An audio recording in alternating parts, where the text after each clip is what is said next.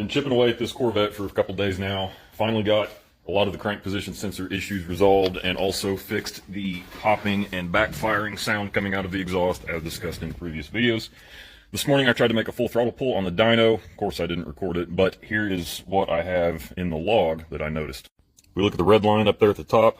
That is our engine RPM. Now we have some spikes dropping down right here, so scroll back. As you can see, going through the pull, RPM is climbing, engine's accelerating, and then boom, there's a little dip. Climbs again, and here comes another little dip. You saw that?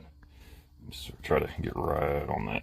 So we're turning about 5,800 RPM or so, and all of a sudden the computer sees 1,500, and then it picks the signal back up, and then it dips again. Now this all happened very quickly, because this engine accelerates very quickly. I left it as quick as I could because it did feel like the car was cutting out or missing, like maybe it had a dead cylinder or, you know, a bad valve, who knows what could be going on. But upon reviewing the log, I see this obvious issue. So it appears to me it's probably still some kind of electrical gremlin. So I start tracing wires.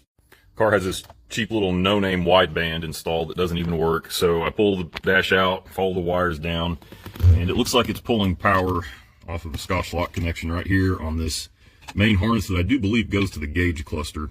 So that yellow wire is probably either a constant hot or an ignition hot, I'm not sure. And then here we have its ground tapped into something else. So I'm just gonna completely uninstall that wideband. Like I said, it doesn't even